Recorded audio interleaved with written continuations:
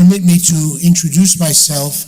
My name is Msgr Peter Vaccari, and I serve as the president of the Catholic Near East Welfare Association and Pontifical Mission. I am very grateful to Archbishop Hebda for his permission to come here this weekend, as I am very grateful to your pastor, Father Carlson, and also to the deacons. The deacons have been so gracious since my arrival yesterday afternoon, and allow me, and I especially am grateful to you for allowing me to present to you the work of CNEWA, Catholic Near East Welfare Association. We are a papal agency formed in 1926 by Pope Pius XI, then expanded to become Pontifical Mission. That was done in 1949 by Pope Pius XII. The reason for that being, there was need at that time under the circumstances to bring some kind of relief, some kind of support to Palestinians, the suffering of Palestinians, displacement of Palestinians, and so Pius XII organized the Pontifical Mission. We have continued as a pontifical agency through all the popes from Pius XII, John Paul II, Benedict XVI, to, of course, currently Francis. Our mandate really goes back to the Eastern Catholic churches. When you think worldwide, we have about 1.2, 1.3 billion, that's with a B, billion Catholics. 15 million of those Catholics are Eastern Catholics.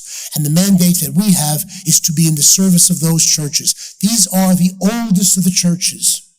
These are the ones that can trace their roots back either to the apostles themselves or to the first missionaries to come following the apostles. We have offices in Jerusalem. Our office in Jerusalem is responsible for Israel, for Palestine, for Gaza. Our office in Amman, Jordan is responsible for Jordan, and still with regard to refugees coming from Syria, some still coming from Iraq. Our office in Beirut is responsible for Lebanon, for Egypt, for Syria, and the other portion of Iraq. We have offices in North Africa, in Ethiopia, and in Eritrea, an office in India, and then where we do not have offices, we work with partners. So we work with partners in our work for Ukraine, Romania, Georgia, wherever there are in the homelands of Eastern Catholics, this pontifical organization works. What do we do? Our responsibility is to bring humanitarian aid.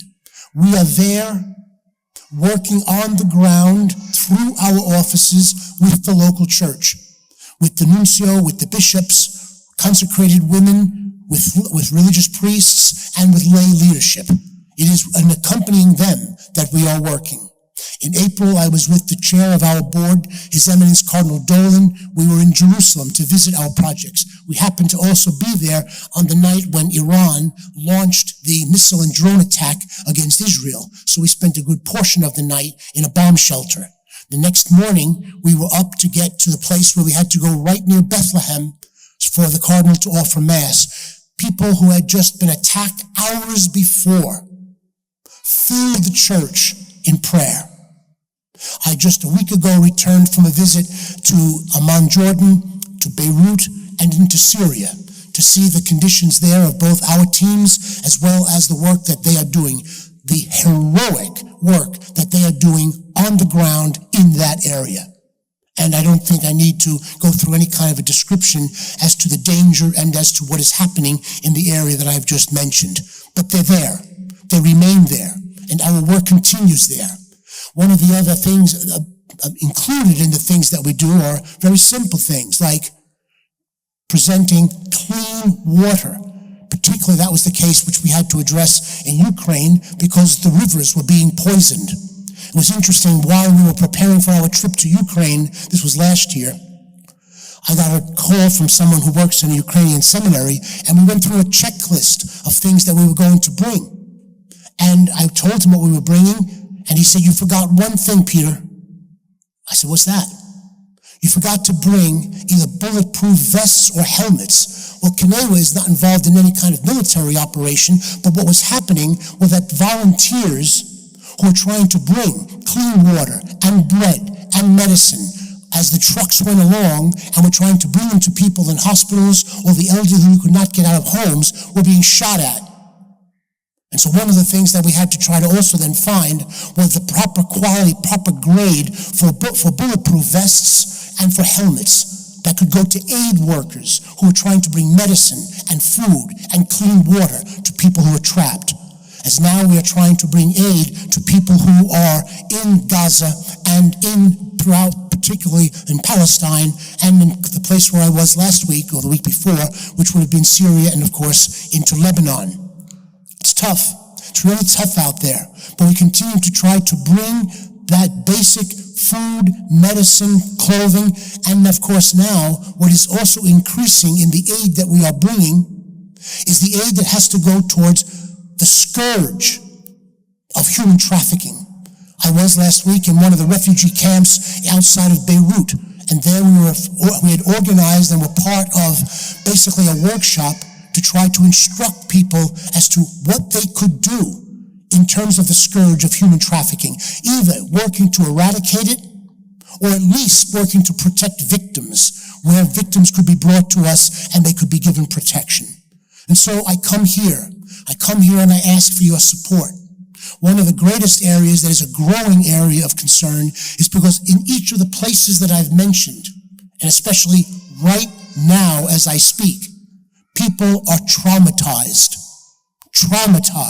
for what they are experiencing. It is today, August 4th, just 4 years ago, when there was this horrific explosion in the port in Beirut.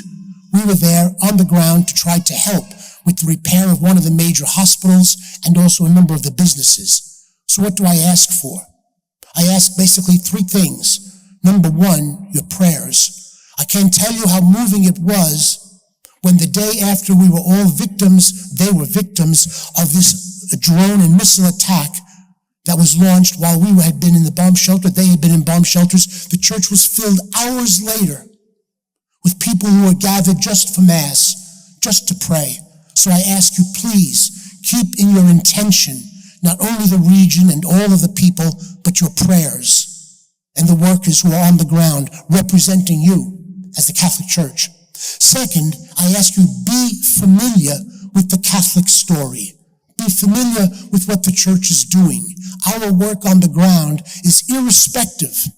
For example, it's irrespective of one's faith, one's culture, one's language, one's gender, one's age. Irrelevant. When we're trying to help people who are the victims of the earthquake that took place between Syria and Turkey, it's a matter of getting them the aid, getting them the assistance, not asking any other questions. You can go to our website. You'll see at the doors of the church the Kenewa literature that is there that you might want to use to go to the website and be able then to be more informed with what the Catholic Church is doing on the ground to help all the people that we can reach. And third and finally, I ask for your donations. I ask for your generosity with whatever your means allow. I'm very grateful to your pastor and to Deacon for allowing for the second collection after Holy Communion this morning to be taken up, and that will go towards the work of Kenewa in these regions. We heard a lot this morning in the scriptures about hunger, the hunger of the Israeli people, the hunger in the responsorial psalm, and what we heard in the gospel during this Bread of Life discourse in John 6. Let me just suggest for our consideration that for us to be nourished by the Eucharist never can end with us. Ultimately, the Eucharist transforms us into mission if it's real and if it's going to move us. And so I ask that in whatever way, God's bread, the bread from heaven that we are going to be nurtured by in the body and blood and soul and divinity of Jesus Christ, will move us to pray, move us to know our story and what we as Catholics are doing, and hopefully also our generosity. I thank you.